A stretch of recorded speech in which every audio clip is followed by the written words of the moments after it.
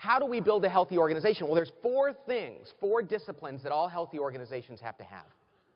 The first thing they have to do is they have to build and maintain a cohesive leadership team, which is what we're going to talk about in a second. You have to build and maintain a cohesive leadership team. Behaviorally, they have to be cohesive. That's what I'm going to talk about today. But in addition to that, and concurrently, you have to create organizational clarity, which means you have to get them intellectually aligned as well. Whether the answer is right or not, I don't know. They just have to have the same answer in their head about why do we exist, what's our strategy, what are our key goals, what are our values, all those things. Jim Collins does a good job talking about that. You've seen a lot of this. But they have to be intellectually aligned as well as behaviorally aligned. Once they do these first two things, then, and only then, they have to move on to the next one, which is they have to over-communicate that clarity.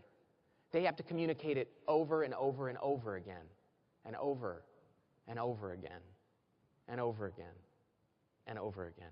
They say now, research shows that employees in an organization have to hear things 7 times before they believe it. 7 times.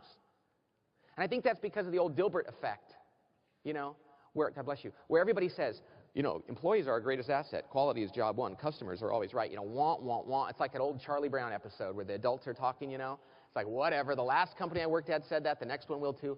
It's only when people hear things over and over again and repeatedly in different forums and in different ways and from different people that they start to actually believe it. And yet most leaders I know don't like to over-communicate.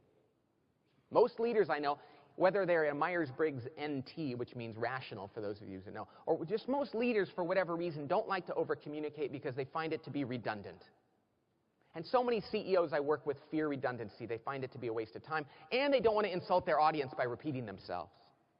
They're like that old story of the husband whose wife says to him, and it could be the other way around, but it seems to work better. The wife says to her husband, "Why don't you ever tell me you love me?" And he says, "Well, I told you when we got married, I'll let you know if it changes." Right?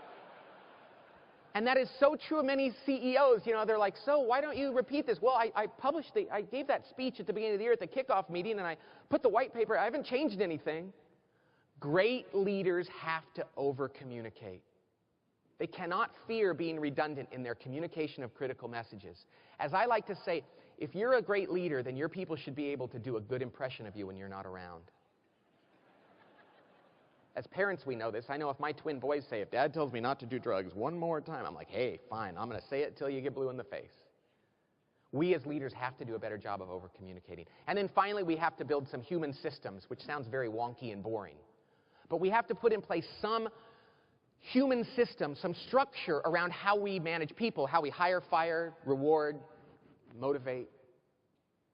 And the key to those human systems, all I'll say about this is they need to institutionalize our culture without bureaucratizing it. I wish I knew who came up with that phrase, because it wasn't me, and I love it.